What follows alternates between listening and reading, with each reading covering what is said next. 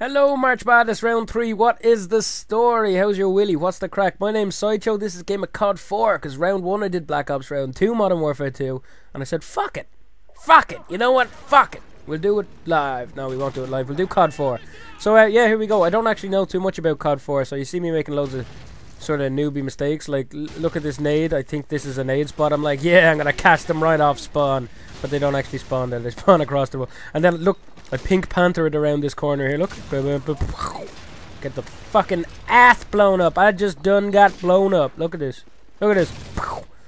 Fucking grenades in this game. I was miles away from it. Anyway, guys, I'm going to start off the song backward. Look at this guy.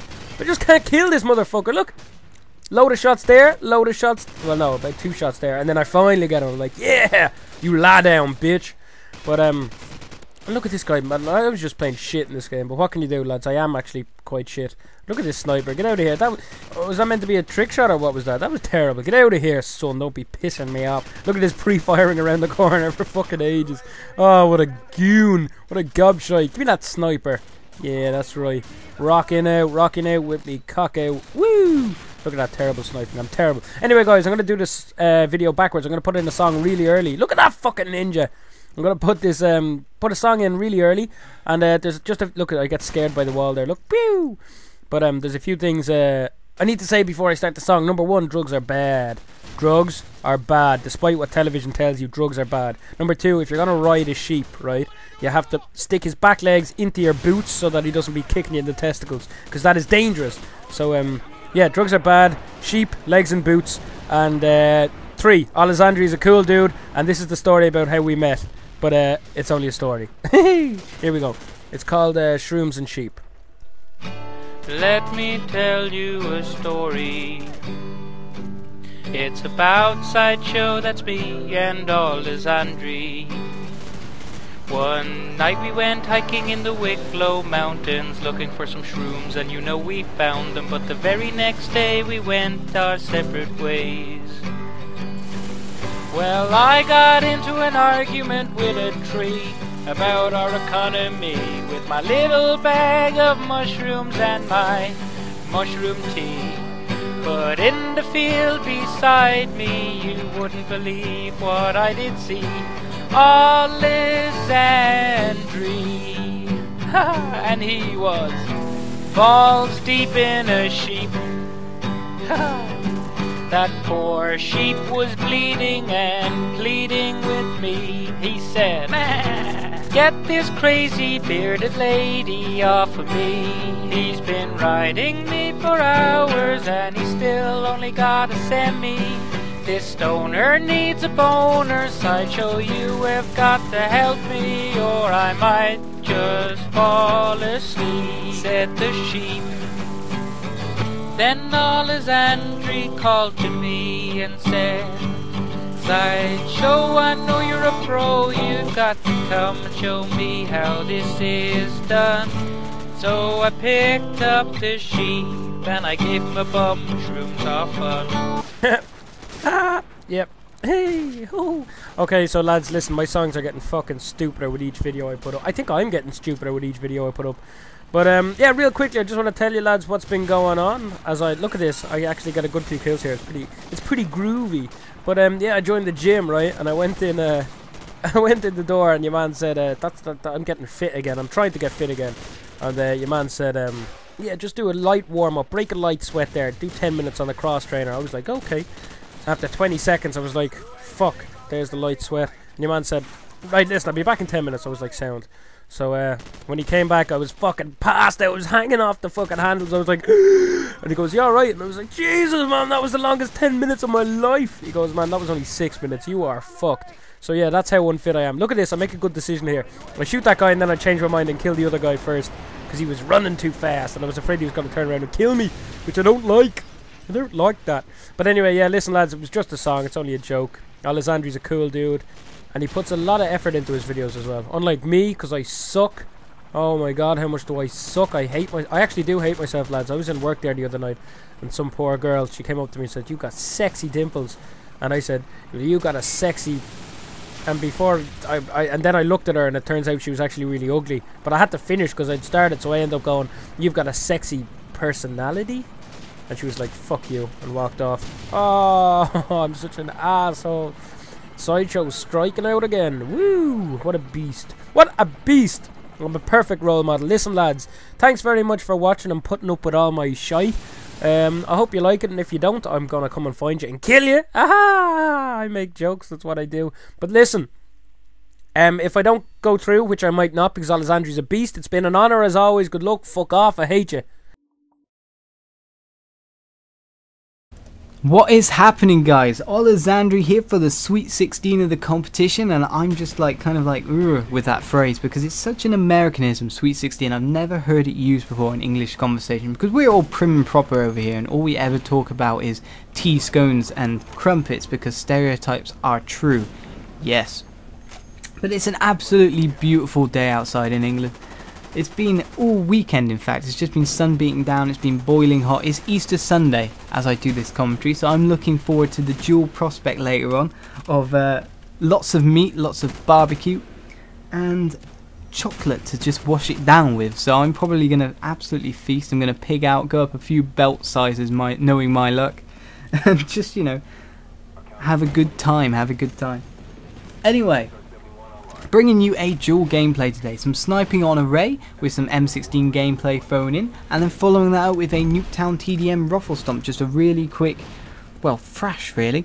So you get more action, more bang for your buck, you get to see more kills, more deaths, and I think that's just the way to go. You get to see two different playstyles as well, so there's something for everyone, I hope. Anyway, on to the topic of conversation, the topic of commentary, and I thought I'd make it a big one because this one matters to me a hell of a lot. And that is, of course, theatre mode. It pretty much defines my entire YouTube style, is my use of theatre mode. And when theatre mode came out with Black Ops, I, honest to God, thought that the complete and utter range of commentary out there would completely change. The gameplay would all be theatre mode edited. I honestly thought that gameplays would evolve and get more cinematic as things went on.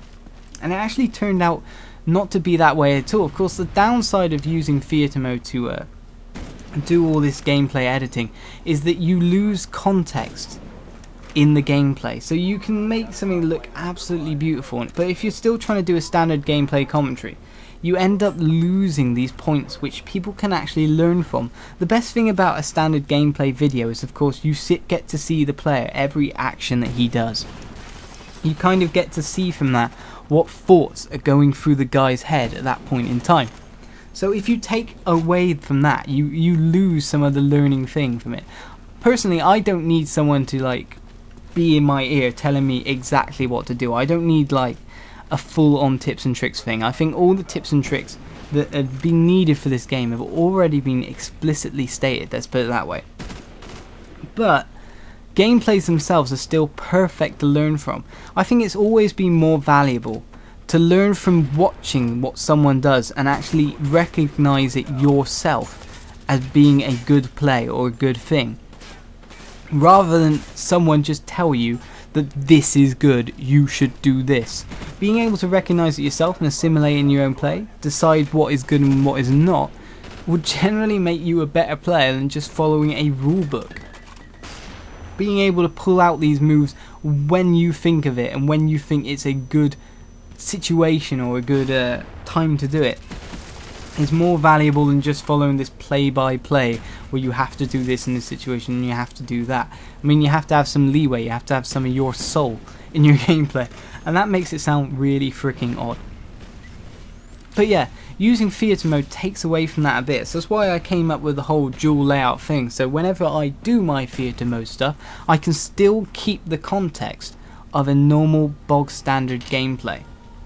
Now, I wanted to go into another different point of theatre mode here as we go into the second gameplay on Nuketown, and that is the fact that theatre mode is something that I think that all companies, all gaming companies, needs to put in their game. I was disappointed when I saw Homefront, for example, and Crysis 2 didn't have theatre mode in their games, and I'm kind of worrying about it for Modern Warfare 3 and Battlefield 3, because I think what Treyarch recognised earlier on is that if they put theatre mode in their game, that they are playing up to the YouTube community that is kind of like advertising their game for free, in a sense.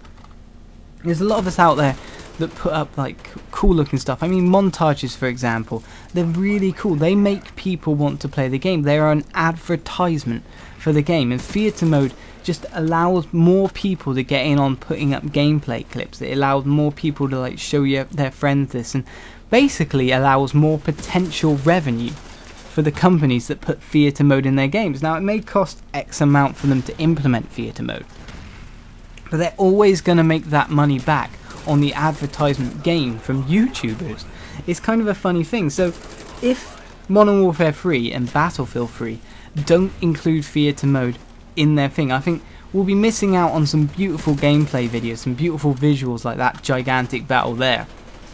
And they'll also be missing out on a lot of free advertisement and revenue sales. Of course, the advertisement always come in because standard gameplays continue to persist today, and I'm not saying they're a bad thing, but putting theatre mode in your game and encouraging more people to do this thing is just like free advertisement from the masses for these companies. So the fact that Crysis and Homefront didn't put it in, I think, was a big statement on how their fortunes are going to go. I think if you've got to be a COD beater, in fact even the next COD, if the next Call of Duty wants to beat Black Ops for sales, I think theatre mode is one of those things it has to have. Battlefield 3, for example, supposedly it's putting $100 million into advertising the game to make it like take more of Call of Duty's market share, or at least get a bigger market share itself. Let's put it that way. I think if they just spent a little bit of that money making a theatre mode for their game and developing them that way, they'd probably, it'd probably be more bang for their buck. They'd probably make more money, more advertisement off doing that than they ever would off of spending that money on a straight advertising campaign to put an extra advert up on your TV screen. It worked for Homefront in a sense. All that advertisement really helped its sales. Its advertisement, in fact, made me buy the game when I actually think it has the worst single player of any game I've ever played.